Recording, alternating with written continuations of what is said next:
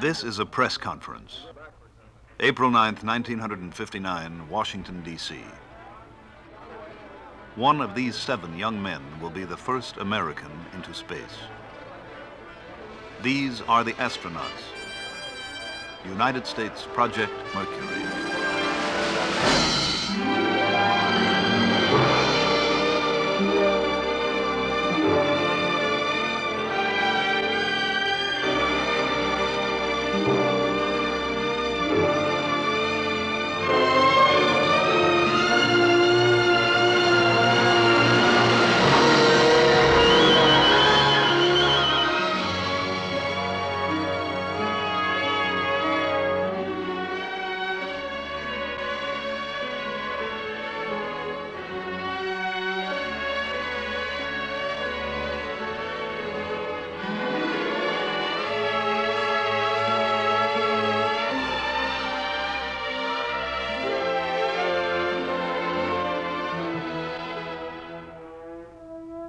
A substantial part of the imagination, energy, and genius of the United States is being devoted to the scientific exploration of our universe. The launching pads and gantries of the Atlantic Missile Range mount many of our experiments into the very nature of creation.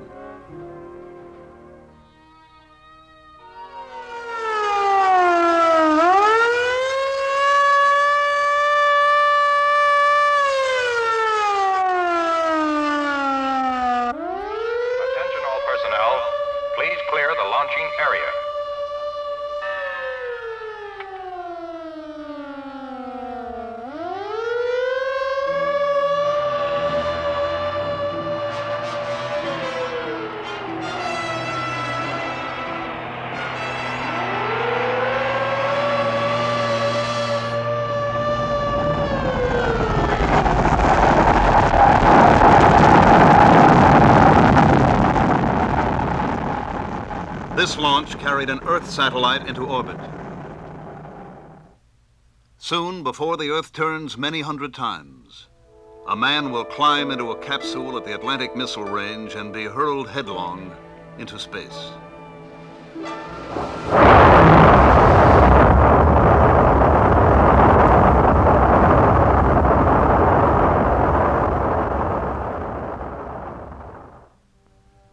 Why?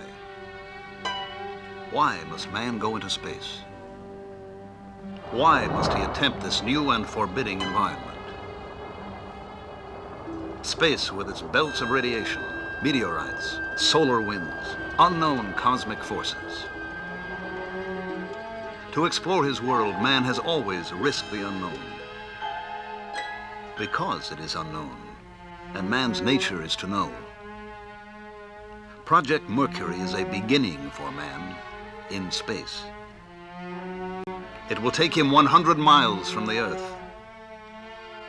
Here we think there are no radiation belts, solar winds, or unknown cosmic forces, but man, the scientist, the explorer, must see for himself.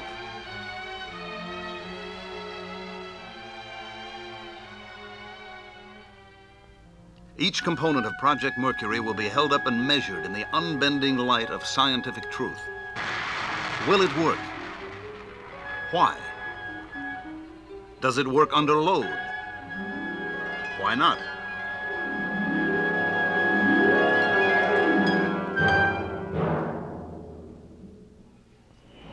The problem of selecting pilots to represent the United States in space was approached from the same uncompromising direction. From all of the active duty pilots in the Navy, Marines, and Air Force, the service records of 473 test pilots were selected for review. 110 met the basic qualifications. Each must be a graduate of a Navy or Air Force test pilot school, 1,500 hours of flight time, qualified in jet aircraft, an engineering background, younger than 40 at the time of selection, and 5 feet 11 or less. The National Aeronautics and Space Administration asked 69 Navy, Marine, and Air Force officers of the 110 who qualified to come to Washington for a briefing. They were interviewed, tested, and asked to volunteer for the Project Mercury mission. 6 were discovered to be too tall. 16 declined. And 47 volunteered. 32 were asked to continue through a series of capability tests which would indicate not the best man in the group, but the various degrees of qualification of each man.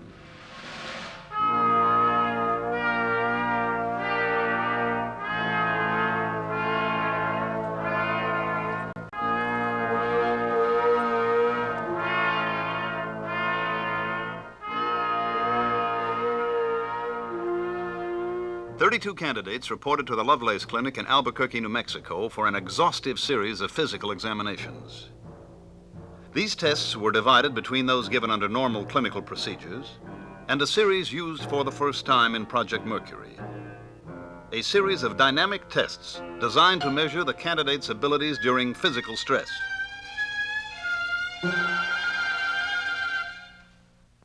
Laboratory studies were made in each physiological area. As military pilots, these men had passed yearly flight physicals.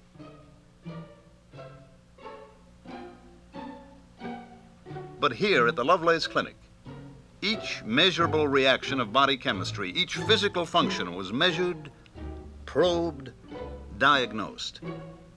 What is the specific gravity of his body? What is his blood volume, water volume? What is his total body radiation count?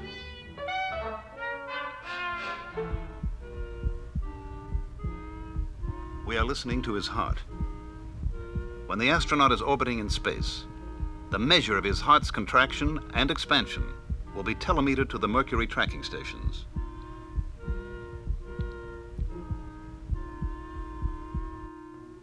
After a week of examinations, the candidates were sent on to the Wright Air Development Center in Dayton for stress evaluation and psychological tests.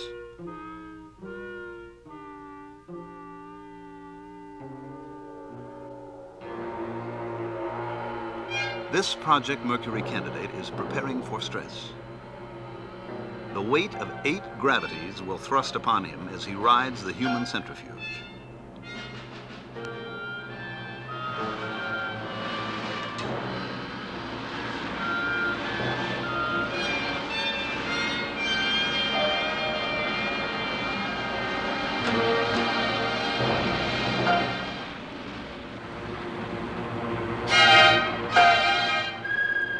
His reactions are studied. The results will indicate how he fared under multiple gravity forces. Did he show a tendency to pull back? No. Was his tolerance level low or was it high? Now, can we shake his equilibrium?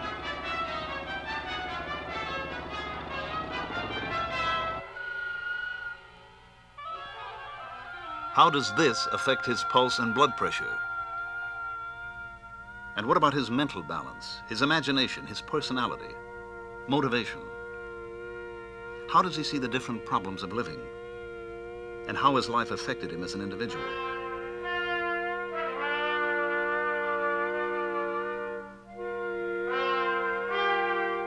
Test his memory, comprehension, perception, visualization.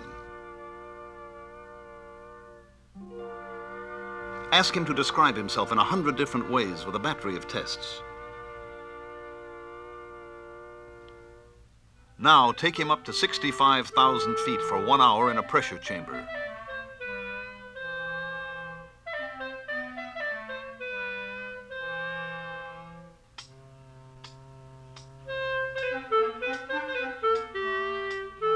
Now have him do this for 5 minutes.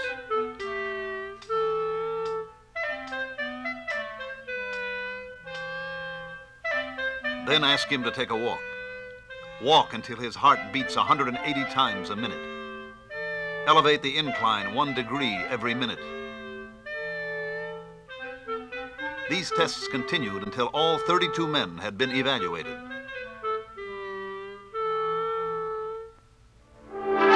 Seven men emerged from this competitive purgatory as the Project Mercury astronauts.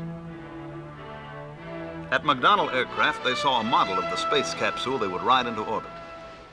They sat in the cockpit for the first time. This is the beginning for each of them. Captain Donald K. Slayton, United States Air Force, age 35, from Sparta, Wisconsin. Lieutenant Commander Alan B. Shepherd, United States Navy, age 35, from East Derry, New Hampshire. Lieutenant Commander Walter M. Schirra, Jr., United States Navy, age 36, from Wardell, New Jersey. Captain Virgil I. Grissom, United States Air Force, age 33, from Mitchell, Indiana. Lieutenant Colonel John H. Glenn, United States Marine Corps, age 38, from New Concord, Ohio. Captain Leroy G. Cooper, Jr., United States Air Force, age 32, from Carbondale, Colorado. Lieutenant Malcolm Scott Carpenter, United States Navy, age 33, from Boulder, Colorado. These officers were detailed by their services to report to the NASA at Langley Field, Virginia. Here, the National Aeronautics and Space Administration Space Task Group, under the direction of Robert Gilruth, had organized a training program for the astronauts. They were excellent students, and they had a realistic and tough-minded approach to Project Mercury. They had to know all the answers. Here, they discussed the flight tests. In the flight program, they would ride both the Redstone and the Atlas boosters. But a man would not ride either booster until the full test program was a success. The schedule included first instrumented capsules, then capsules with a monkey aboard, and then one of the 7 would go into space. The schedule also provided for the problems of flying near the Earth. They must maintain their proficiency in high-performance military aircraft.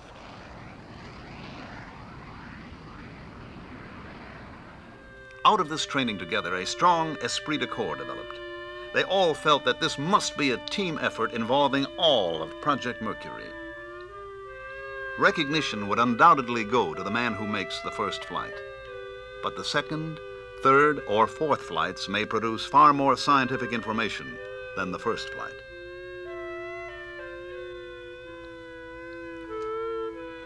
Soon, all of the astronauts were busy qualifying themselves for space flight. They rode the human centrifuges of the Air Force and the Navy. Here, they trained to increase their resistance to the forces of nature that were pitted against them.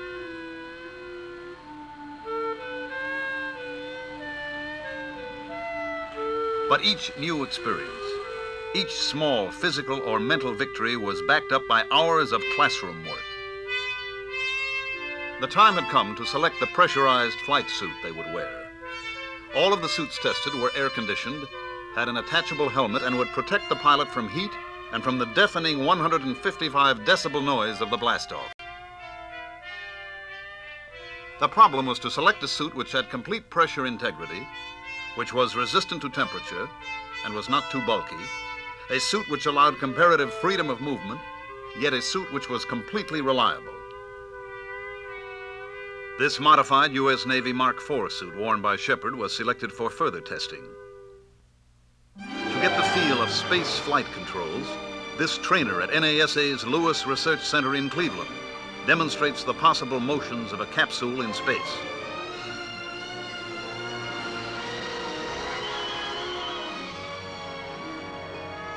While the astronauts perfect themselves for their mission, the hardware of Project Mercury is being tested, evaluated, reshaped, and tested again. Off Wallops Island, Virginia, capsule drops at high altitude test the parachute and recovery systems.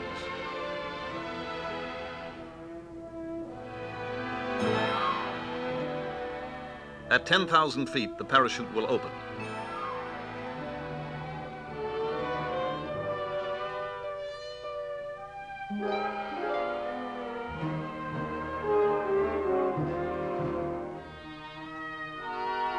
The astronaut riding his capsule will land in the Atlantic recovery area off the coast of Florida.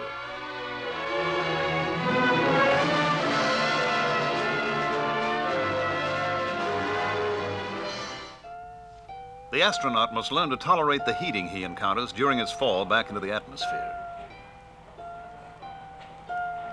These quartz tube lamps produce great heat.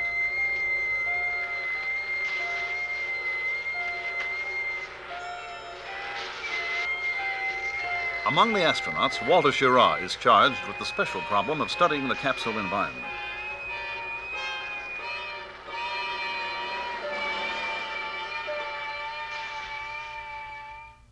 But there are some moments of rest for the astronauts.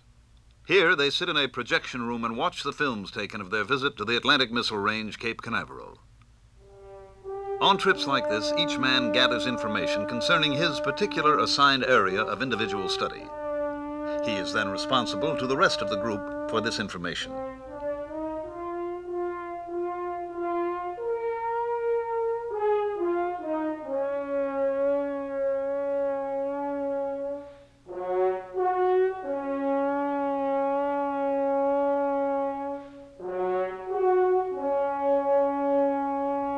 Grissom's area of responsibility is the flight control system, including the automatic pilot. Cooper's area concerns the ballistic flights with the Redstone missile.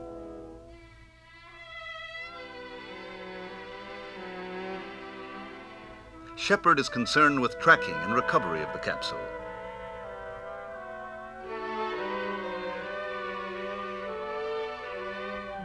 Glenn has the cockpit area.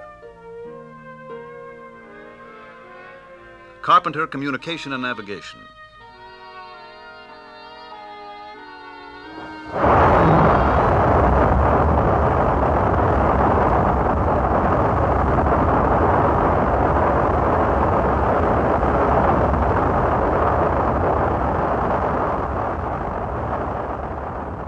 And Slayton has the responsibility for knowing Atlas and all of its systems.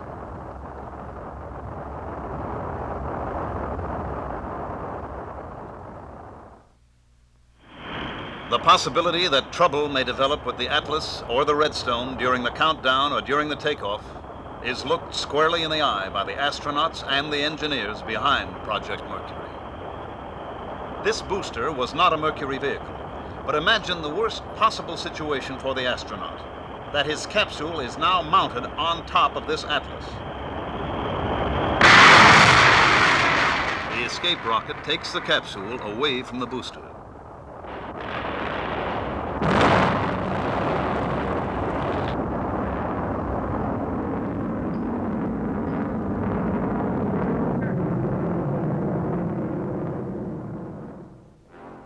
The tower separates.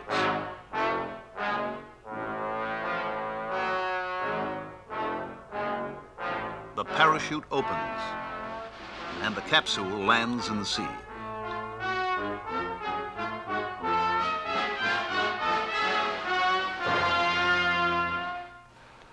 Success in a pioneer mission depends on optimal human performance.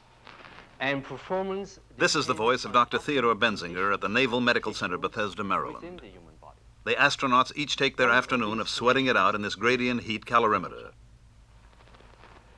In a temperature as hot as it is in here now for him and will later be for you, 114 degrees Fahrenheit, your internal body temperature is protected by a physiological mechanism of very high power and precision. In the submarine carbon dioxide chamber at Bethesda, the astronauts learn that space medicine and submarine medicine have common problems. Under emergency conditions, there is a danger of the presence of unusual amounts of carbon dioxide in the space capsule or submarine hull.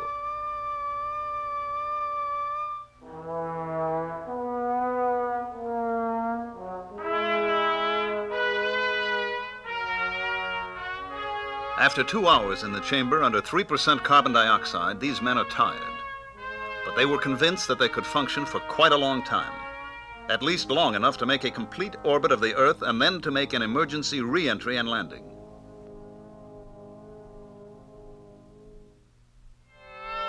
But before a man's life is risked in space, animals will undergo the same operational stresses. The animal research program connected with Project Mercury is an important prerequisite to research with human beings in space.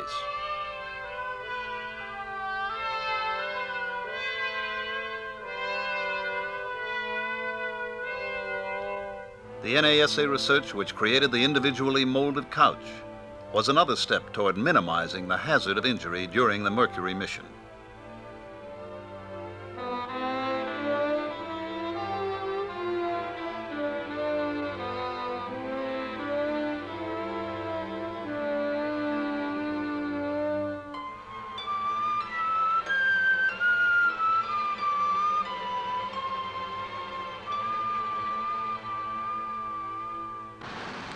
This is the same man, John Glenn, sitting in his couch under 14 Gs in the centrifuge at the Naval Aviation Medical Acceleration Laboratory, Johnsville, Pennsylvania.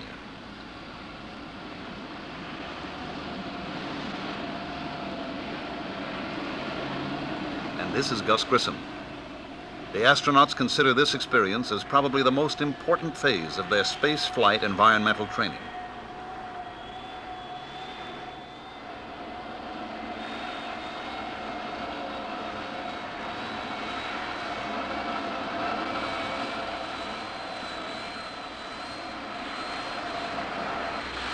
Alan Shepard, as he takes the G-load of an emergency abort and landing.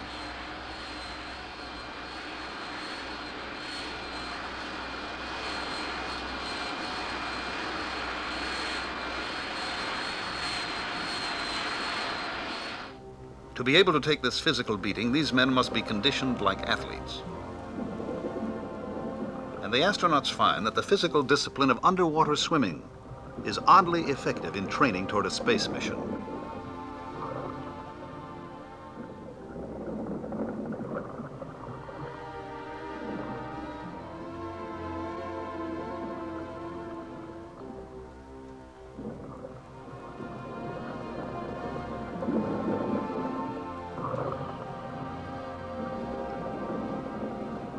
Navy Underwater Demolition Team 21 at Little Creek, Virginia, supervises the instruction of the astronauts. Al Shepard and Wally Schirra have just completed a half-mile swim by compass course to the beach. Underwater swimming, aside from being an excellent physical conditioner, accustoms the astronaut to a forced breathing discipline and closely approximates the condition of weightlessness, which will be encountered in orbital flight.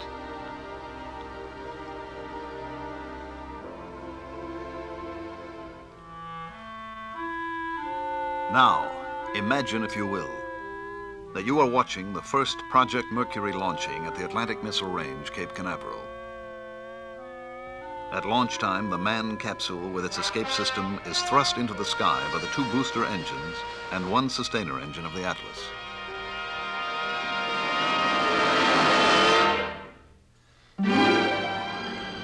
At an altitude of about 50 miles, after some 2 minutes of flight, the booster engines are turned off and jettisoned.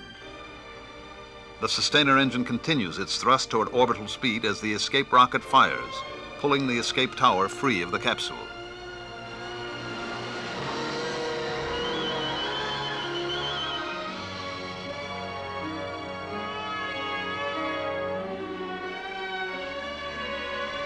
Orbital speed will be achieved at about 100 miles altitude. Once in orbit, explosive bolts release the capsule. Separation rockets on the capsule fire, pushing the capsule away from the Atlas.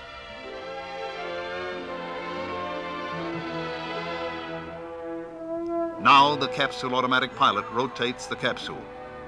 If the automatic pilot fails to respond or becomes erratic, the pilot has controls to maneuver the capsule into proper orbital attitude.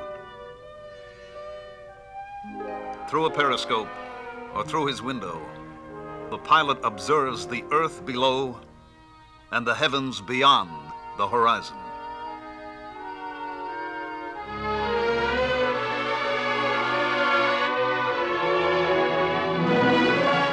Near the end of the 3rd orbit, when the capsule is several hundred miles west off the coast of California, the signal for re-entry is given. Retro rockets fire, causing the capsule to leave its orbital path. Now man and capsule fall, and meteor-like plunge toward the Earth. Plunging through the atmosphere, the heat shield glows white hot. The blunt end must be pointed in the line of fall. Below, patrol aircraft sweep the re-entry area with radar.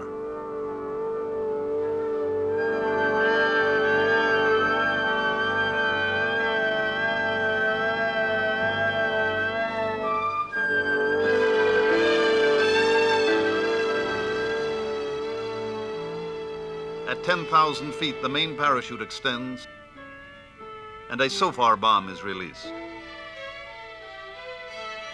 The bomb, exploding some 3,000 feet under the ocean, provides an accurate fix. With this information, patrol aircraft and ships converge on the spot where the capsule is expected to land. When the capsule hits the water, the parachute is released and sea dye marker spreads out on the surface of the water. As the capsule floats in the sea, a signal light and automatic radio transmitter indicate the exact position. And so, before the Earth turns many hundred times, another booster will rest on the pad of the Cape. And one of the astronauts will ride here on the shoulders of Atlas. This unmanned Atlas booster and capsule proved in the flight test experiment named Big Joe that this vehicle could perform the mission.